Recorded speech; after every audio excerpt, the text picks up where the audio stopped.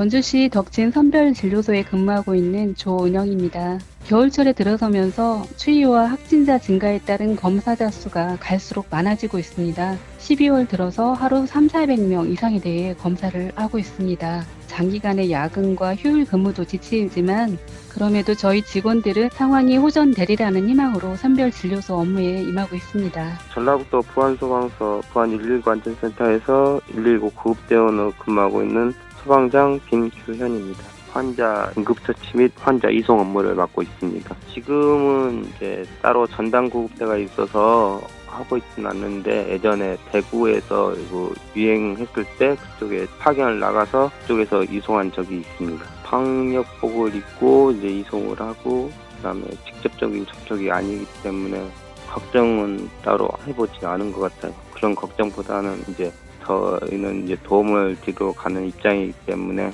저희보다는 환자분의 그 상태나 건강을 더 걱정했었죠. 평범한 일상이라고 해야 되나? 지금은 어디 여행을 자유롭게 다니지 못하고 있으니까 마스크 안 쓰고 그냥 가족들과 함께 여행을 한번 해보는 게 소원입니다. 저는 보건환경연구원 감염병 검사 과장으로 일하고 있는 김천현 연구관입니다. 검사 한 건 한 건이 도민의 건강과 직결이 되기 때문에 모든 샘플에 대해서 신중하게 처리를 하고 있습니다. 12월부터는 하루에 1,000건 이상 많은 검사를 시행하고 있습니다. 주말이나 야간 이런 새벽 시간 언제라도 검체가 접수가 되면 즉시 검사해서 신속하게 결과를 통보해서 확산 방지에 기여를 하고 있습니다. 많은 양의 검체를 매일 처리를 하다 보니까 손목 등의 통증이 유발이 되고 또 집중해서 실험을 진행하다 보니까 육체적으로 많은 피로도가 누적이 되어오고 있는 것은 사실입니다.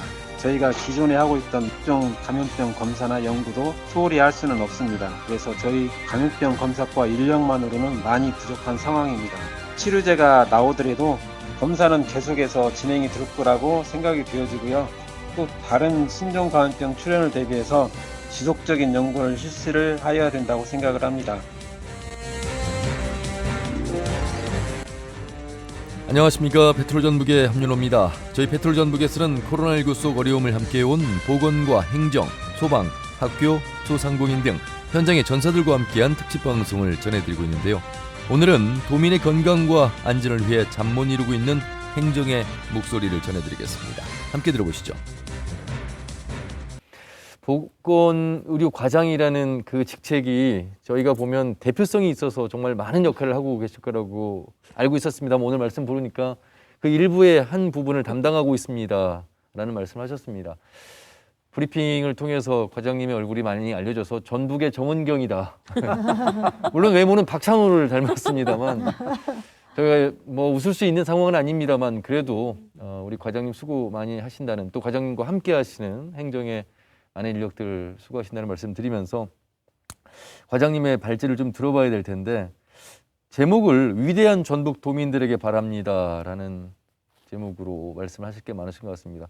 제가 특보를 하면서 이제 도청 상황을 살펴보고 제가 이제 뉴스를 통해서 정리를 하는 그 특보 상황에서 언젠가 한번 과장님께서 마스크를 벗고서 이 기자회견 브리핑을 하신 적이 있어요.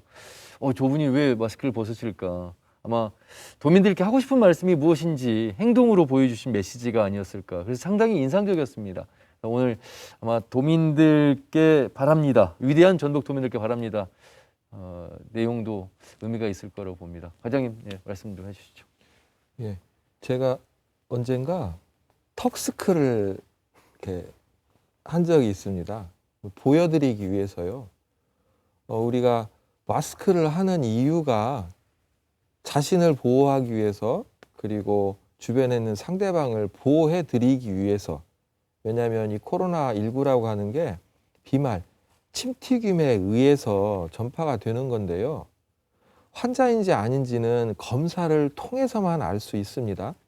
증상은 무증상부터 중증까지 다양하기 때문에 어느 누구도 환자인지 아닌지 본인 스스로 알 수 있는 상황이 아니기 때문에, 그래서 마스크를 착용을 하는 게 가장 중요한데, 마스크도 아까 제가 적절한 마스크라고 착용이라고 표현을 드렸는데요. 그냥 말 그대로 아무도 없는 공간에서 마스크 착용은 정말 무의미한 일입니다. 그리고 가림막이 존재하는 곳에서 환기가 잘 되는 뭐 외부에서 마스크 착용하는 거는 아무 의미가 없는 겁니다. 우리가 남한테 보여주기 위한 마스크 착용이 아니라 적절한 공간에서 필요하기 때문에 마스크를 착용을 하는데요. 지나다닐 때는 마스크 착용을 하시다가 정말 마스크를 착용을 하셔야 되는 순간에 턱스크를 하는 분들이 정말 많습니다. 그게 잘못됐다고 하는 거, 그걸 바로잡아 주셨으면 하는 의미에서 이제 턱스크라고 하는 그 모습을 도민들께 이제 보여드렸는데요. 턱스크라고 하면 정말 마스크를 내려서 입이 다 보일 정도의 턱에 걸치는 걸 턱스크라고 지금 말씀하시는 거죠? 그 바이러스는 생명체라고 표현할 수 없을 정도이기 때문에 미생물이라고 표현하는 거고요. 독자적으로 생을 유지할 수 없습니다. 환경이 받쳐준다면 겨우 견뎌내고 있다가 뭐 사람을 좋아하는 바이러스면 사람한테 들어오고 동물을 좋아하는 바이러스면 동물한테 들어가고 그러는데요. 피부를 뚫고 들어가는 것도 있긴 하겠지만 코로나19는 분명히 눈, 코, 입을 통해서만 들어오는 걸로 돼 있어요. 이제 눈이라고 하는 거는 눈 점막을 통해서 들어올 수도 있긴 하겠지만 매우 어려운 상황이고 코하고 입을 통해서 들어오고 나가는 걸로 돼 있기 때문에 마스크를 착용을 하라고 안내를 해드리는 거고요. 그거를 지키지 않으면서 안전한 걸 기대한다고 하는 거는 있을 수가 없는 이야기겠죠. 그걸 지켜주셔야 모두가 살고 우리 소상공인분들도 빨리 살 수 있습니다. 제가 예전에 우리 위대한 도민들께 부탁드리는 내용하고 지금하고는 다릅니다. 이게 길어지면은 불이익을 받는 분들은 취약계층입니다. 원래 위기 상황에서는 가진 자들은 별로 염려 없는 거예요. 그거 꼭 기억을 해 주셔야 돼요. 없는 분들이 더 피해가 많이 끼쳐지는 이런 상황인데 이 상황을 개선하기 위해서는 어떤 몇몇의 노력으로 개선이 되는 게 아니고 모두가 일시적으로 노력을 해야 되는 부분이거든요. 빨리 이제 개선이 돼야 되는데요. 그걸 지킬 수 있는 게 뭐 많은 비용이 드는 시설 장비가 아니고요. 또 오랜 기간이 필요한 의료 인력이 아닙니다.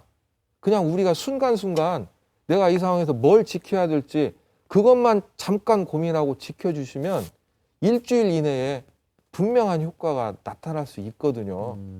그래서 정부한테 제가 이제 어찌 보면 그 행정에 있는 사람이라서 굉장히 조심스러운 말씀이긴 하지만 정부에게 뭘 해달라, 뭘 해라 그렇게 이야기하기 전에 우리가 뭘 어떻게 해야 될지 그거를 고민해 주시고 그냥 실천하시면은 가능한 상황이 아닐까 그렇게 또 감히 말씀드립니다. 우리 과장이 말씀하신 것처럼 저도 병원 현장에서 뭐 환자들을 만날 때뿐만 아니라 직원들 간에도 항상 마스크를 2사람 이상일 때는 무조건 마스크를 써라. 혼자 있을 때는 괜찮지만 그거 굉장히 강조하고 있고요.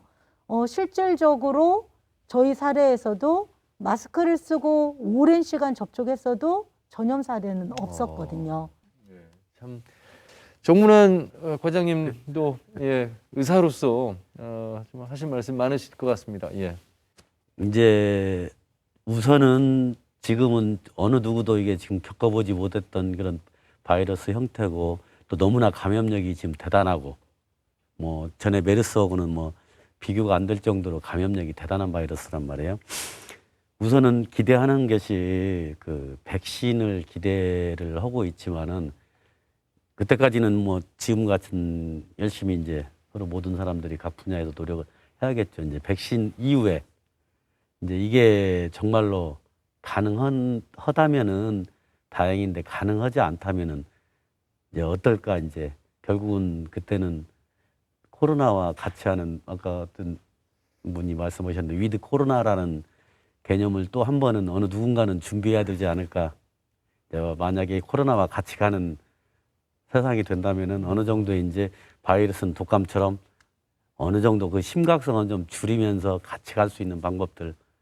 외국인이 이제 지금 뭐 소상공인들 얘기 많이 나왔지만은 사람이 사는 것이 사실은 제일로 중요하다고 봐요. 어쨌든 간에 우리가 뭐 여기서 좀 속된 말을 쓰기는 걸지만은 먹고 사는 것이 제 1번이지 않습니까? 그 문제가 당장에 해결이 되어야 되는데 어느 정도 버틸 수 있는 것이 한계가 있다고 봐요. 그래서 그런 문제도 누군가는 아마 의학계에서도 그런 생각을 하고 있는지는 모르겠지만은 누군가는 그 이후 세계 백시네이션 이후의 세계를 조금은 준비를 해보고 조심스럽게 이제 해봐야 되지 않을까. 그때 가서 모든 것들이 백신만 믿었는데 이게 아니네. 또 다른 얘기를 해야 되고 뭐 그러는 것보다는 의학계에서도 또는 관에서도 그런 문제를 좀 조심스럽게는 한번은 해봐야 되지 않을까 하는 생각도 듭니다. 근데 이게 2015년도에 메르스 사태도 호기 질환이었어요. 네. 실은. 근데 이제 그때는 이제 중증도가 있을 예. 때 어떤 감염력이었지만 이제 코로나도 저희는 이제 다른 토론을 하면서 무슨 얘기를 했냐면 이제 종식 바이러스를 종식이라고 하기는 참 어려운 상황이어서 코로나19 바이러스가 아니더라도 어쨌든 이 바이러스에 대한 대유행들은 주기적으로 올 것이다. 그러니까 2015년도에는 메르스, 뭐 그 전에는 또 우리 다른 바이러스 있듯이 이게 이제 주기적으로 뭐 3년이든 4년이든 어떤 바이러스의 그 유행의 주기들은 우리가 이제 뭐 환경이라든지 이런 변화에 더불어서 항상 주기적으로 올 것이다. 그래서 그거에 대한 어떤 대비책이 되어야 되는데 2015년도도 마찬가지였어요. 메르스 때도 뭐 음압병실이라든지 이제 병원 현장에서 이런 거를 대비하겠다라고 해서 그 당시에 굉장히 많은 시설 장비들이 투입됐었어요. 음악 장비라든지 음악 병동이라든지. 근데 실질적으로 올해 다시 코로나19로 인해서 병상을 운영하려 했더니 음악병상에 2015년도에 지원했던 뭐 사립병원이라든지 민간병원이라든지 이런 데서는 전혀 지금 병상을 또 내놓지 않고 있거든요. 그래서 뭐 예방적인 부분들은 별개로 하더라도 이렇게 대유행이 계속 있을 거로 전제로 한 어떤 치료적인 영역 또 뭐 예방적인 영역들이 좀 준비돼야 되는데 또 새찔러온 거죠. 그래서 조금 이현주 우리 간호사님께서 잘 말씀을 해주셨는데 그래서 이제 현재 공공의료에 대한 개념, 공공의료의 필요성에 대해서 이야기가 많이 나오고 있고 사실 그 전에 이제 남원의 선암대 의대가 폐교가 되면서 공공의대 설립에 대한 목소리를 우리 지역구 안에서 정치권도 그렇고 행정에서 많은 목소리를 냈습니다. 이제는 꼭 우리 지역이 아니어도 이 공공의료가 지금 남원의료원이나 분산의료원이 지정병원으로서 그 역할을 지금 하고 있는 속에서 아마 공공의 의료 인력이라든지 공공의 의료 확보 이런 부분에 대한 이야기를 좀 하시려고 하시는 것 같아요. 그래서 미리 이제는 바이러스를 종식보다는 위드 코로나, 위드 바이러스라면 준비를 해야 될 거 아니겠느냐. 그런 부분에 대한 말씀을 좀 하셔야 될 것 같습니다. 여기에 대해서는 아마 찬반의 의견이 조금 더 팽팽하지 않을까 싶은데 하지만 허심탄회하게 좀 말씀을 해주시면 좋겠습니다. 저희 나라의 공공의료 현실은 의외로 그렇게 밝진 않아요.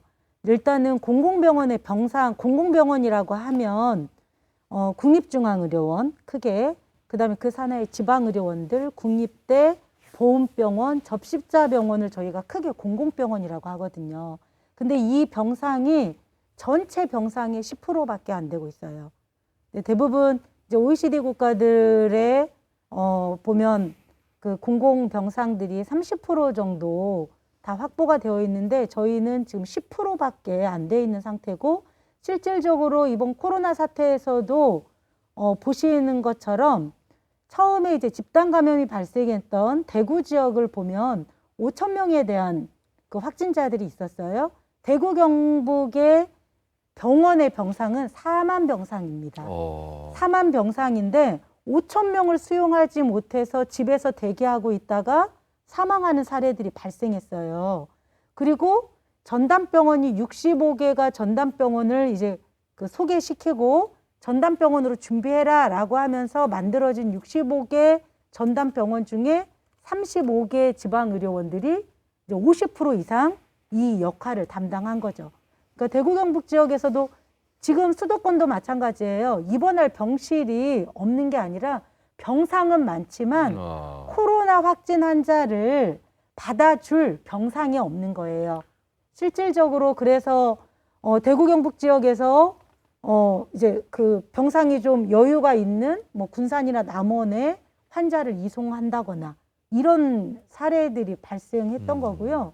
그런데 이제 지금도 마찬가지예요. 중증 환자 병상이 부족하다라고 얘기하는 것도 저희가 상급 병상, 쉽게 얘기하면 3차 병원, 대학병원이 지금 병상이 없는 게 아니거든요. 네. 수만 병상이 있는데 거기에 어떤 동원령을 내리기 어려운 여러 가지 복잡함, 강제할 수 없는 부분들이 있는 거예요. 네. 그래서 이제 중증 치료를 위해서 저희 이제 전라북도 같은 경우는 원대병원 사립대에서 아마 7개 중증 환자 그 병상을 내줬고요.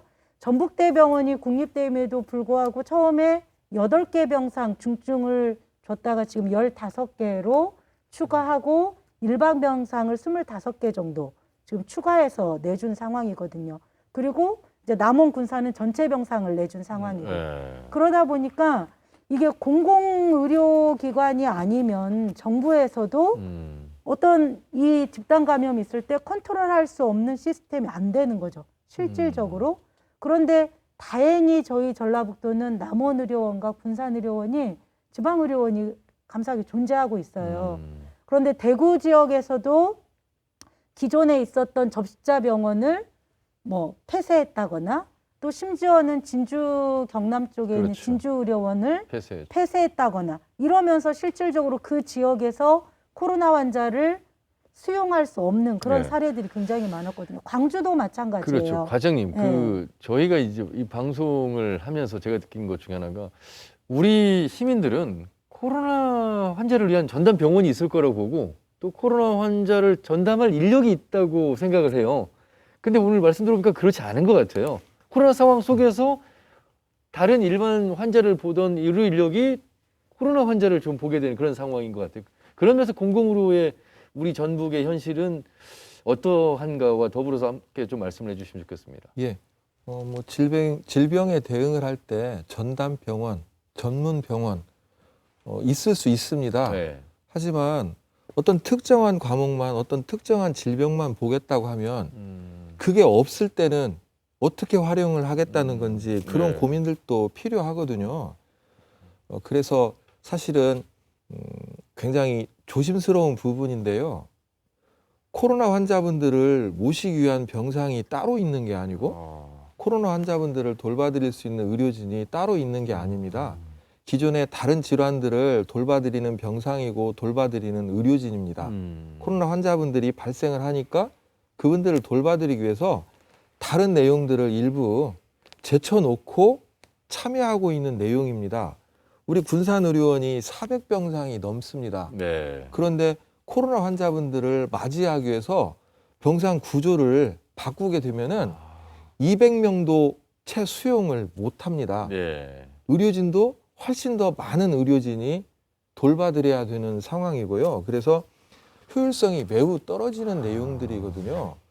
우리 국민들께서 그 부분을 이해를 해주셔야 되고 무한정 확대할 수 있는 내용이 아니고요. 그리고 또 이 상황에서 늘 나오는 이야기가 공공의료가 강화가 돼야 된다. 강화가 돼야 된다. 저도 그 부분에 대해서는 전적으로 공감을 하지만 그럼 얼마만큼 더 병상을 늘리고 의료인들을 더 많이 늘려야 되느냐. 이 부분도 심각하게 고민을 하셔야 될 게 뭐냐면 그 의료비 비용을 다 국민의 세금으로 대는 겁니다. 평상시에 그 부분에 대해서 우리 국민들께서는 동의를 하시겠느냐. 그런 부분이겠죠. 그래서 얼마만큼의 규모로 얼마만큼의 적정한 의료진을 통해서 대응을 하겠느냐. 그 부분에 대해서도 평상시에 충분히 고민을 하고 공감대를 통해서 정해야 되는 부분이 있겠고요. 또 하나는 저는 그렇습니다. 제가 의사이긴 하지만 저는 우리나라 공공의료가 굉장히 약하다고 하는 거에 공감을 하고 시설 장비뿐만 아니라 인력들도 강화시켜야 된다고 생각을 합니다. 하지만 여전히 순간적으로 판단을 해서 해야 될 부분이 아니고요. 길게 보고서 합의를 통해서 결정을 해야 되는 부분이 뭐냐면 지금 우리가 굉장히 오래전부터 부러워했던 서구를 한번 보세요. 우리보다 훨씬 공공의료가 강화가 됐는데 그 나라 지금 상황이 어떻습니까? 그래서 어떤 시설 인력 장비가 중요한 게 아니고 이 상황을 우리 국민들께서 어떤 식으로 대응을 하느냐가 중요하거든요. 외국은 지극히 이기주의가 아닌 개인주의 성향으로 해서 감염병 위기 상황을 대응을 합니다. 우리나라는 공동체 의식으로 대응을 하는 부분이 있겠고요. 현재 뭐 갑작스럽게 병상이나 의료 인력을 확대할 수 있는 부분이 아니기 때문에 이 시점에서 그 부분에 대해 자꾸 이야기하시는 것보다는 이 상황을 빨리 개선하기 위해서 공동체 의식으로 우리 국민께 함께 해주시고 안정화가 된 다음에 길게 안목을 보고 개선해야 되는 부분도 있고요. 또 하나 있습니다. 민간 의료가 굉장히 많은 역할을 했거든요. 공공의료 약해도 됩니다. 민간이 지금처럼 열심히 해주면서 특별한 위기 상황에서 공공재 역할을 할 수 있는 시스템으로 갖추는 방법들도 있습니다. 네. 다양한 방법들이 있거든요. 때로는 공공이 생산성이 떨어지는 부분들도 분명히 있을 수는 있거든요. 다양한 내용으로 해서 진지하게 바라봐야 될 필요가 있는 것 같고요. 네. 근데 다만 저는 의료 인력 부분에 있어서는 공공의료가 특정 과목, 특정 전문 분야를 강화를 해야 될 필요성은 있기 때문에 병원을 늘리고 하는 내용하고는 달리 병원을 늘리고 하는 내용은 얼마든지 재원을 통해서 마련할 수 있지만 의료 인력을 양성하는 부분에 있어서는 돈으로 안 되는 부분이 있습니다.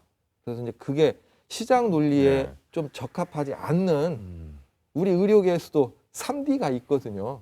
수술을 우리 과장님처럼 수술을 하는 과목은 대부분의 의사들이 선호하지 않는 거예요.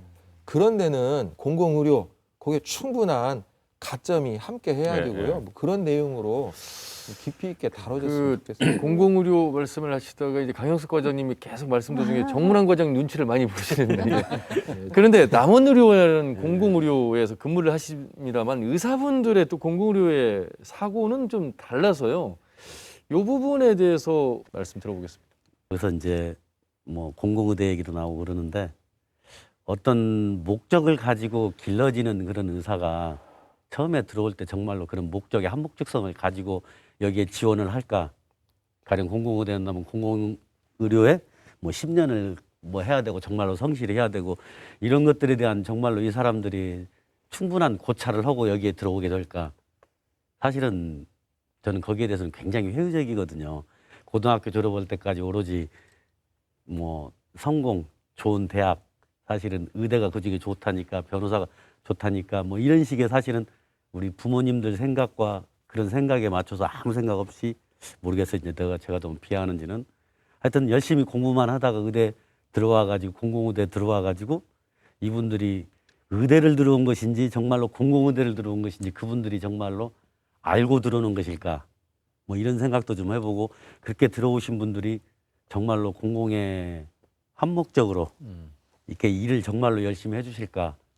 제가 보기에는 그거보다는 이렇게 자기 일을 열심히 하면서 우리 강 과장님도 계시고 또 뭐 우리 위에 계신 분도 처장님도 계시고 청장님이죠. 계시고 정은경 청장님도 계시고 근데 이분들이 공공의대를 나와서 거기 계신 게 아니거든요. 정말로 자기 일을 사랑하고 이런 일들이 좋아가지고 이 일에 한번 들어온 다음부터 정말로 매진하시는 거거든요. 그걸 좋은 결과도 내고. 그래서 의사사회에서도 충분히 좀 이렇게 그런 생각을 가진 사람들이 충분히 많이 있을 거라고 보고 그런 분들을 좀 유인할 수 있는 뭔가 정책적인 배려라든지 이런 것들이 오히려 공공의료에 종사하는 인원들을 더 늘릴 수 있지 않을까. 더 많은 지원을 네. 해주는 것이 오히려 바람직하지 공공의대를 네. 통해서 배출하는 것보다는 나을 것이다 이런 말씀을 해주셨는데 표창원 교감 선생님 한번 간단하게 좀 말씀을 좀 해주시겠습니까? 예, 저는 이제 그 두 가지 의견과 또 어떤 약간의 갈등도 충분히 알고 있고 이제 금방도 이렇게 들었는데요. 저는 어떤 의견이 옳고 그르냐는 사실 잘 모르겠어요. 다만 확실한 것은 우리가 살고 있는 이 지역의 의료 서비스나 의료의 어떤 수준이나 접근성이 떨어진다는 건 확실한 것 같아요. 특히 서울, 경기나 수도권에서. 근데 그러한 것들은 개인의 문제는 아니고 많은 사람이 그렇게 생각하고 그러다 보니까 상당히 그런 요구들이 많은데 그런데 우리가 서울이나 수도권으로 진료를 받으러 가는 것이 쉬운 일이 아니거든요. 어떤 절차도 복잡하고 시간도 많이 걸리고 또 잘 모르고 그러다 보니까 어쩔 수 없이 이 전북이나 이 지역에서 진료를 받는데 만약에 공공의대를 통해서 그런 의료 서비스나 의료 수준의 질이 개선된다면 당연히 찬성하고 바람직한 일이죠. 그런데 그 과정에서 어떤 파생될 수 있는 다양한 문제들은 좀 보완을 해 나가는 것이 저는 맞다고 보고 있고요. 교육자이기 때문에 이 부분에 대한 것을 교육적인 관점에서 잠깐 말씀을 드릴게요. 뭐냐면요. 현재 학교에서 아이들이 어떤 아이들이 의대에 가는가를 한번 생각해 볼 필요가 있어요. 그래서 의사가 되는 그런 길은 정확하게 국영수 교과 중심의 한 줄로 세워진 그 길밖에 없거든요. 그런데 이것은 명확한 사실이고 그러다 보니까 아이들이 본인이 어떤 분야의 소질과 적성이 있고 관심과 흥미가 있는지를 따져서 다양한 분야의 진로를 선택해서 그 중에 하나의 어떤 의료인이나 의료인이 되거나 의대에 진학하는 것이 아니라 교과 중심의 특히 입시를 통해서 가다 보니까 교과에 재능이 있는 아이들만 줄을 세워 가는 이 구조가 이 시스템이 과연 의료인을 기르고 의료인이 의술을 행하는 데에서 가장 올바른 길이냐 이것에 대한 저는 의문점이 있어요. 왜냐하면 사실 교과는 좀 떨어지더라도 아이들의 어떤 그런 타고날 때부터의 따뜻함 또 그런 어떤 그런 덕성들 그리고 남과 함께 살아가고자 하는 그런 배려심 이런 것들도 굉장히 중요하거든요. 반드시 성적만이 아니라 성적과 함께 아이들의 어떤 덕성이라든가 인성이라든가 그 체계에 반영해서 그리고 이걸 바탕으로 의사가 되고 싶은 또 그러한 심성과 또 그러한 덕목을 가진 아이들이 의료인이 될 수 있는 길이 공공의대를 통하여 조금 열린다면 저는 오히려 아이들한테 더 많은 가능성과 더 많은 희망을 줄 수 있지 않을까. 이 부분도 조금 이제 이게 찬반이 아니라 올바른 어떤 진로라든가 어떤 삶을 이렇게 좀 제시해주고 방향을 세워가는 데 있어서 그 부분도 좀 고려하거나 한번 좀 짚어보면 어떨까 하는 생각에서 이런 제안을 드립니다. 또 그런 논의가 있었으면 좋겠습니다. 페트로전북 멍석토론 코로나19 현장의 전사들 현장 토론 내용을 들으셨습니다. 한 해가 저물어가고 있지만 새해를 맞이할 설렘도 없이 오늘도 국민의 건강을 최우선으로 생각하고 현장에서 뛰어주는 많은 분들이 계시죠. 최전선에서 하루하루 치열하게 코로나와 사투를 벌이는 분들의 수고에 감사하다는 마음을 전하면서 페트로전북 멍석토론 코로나19 현장의 전사들 오늘 순서는 여기까지입니다. 내일 다시 인사드리죠. 함께해 주신 여러분 고맙습니다.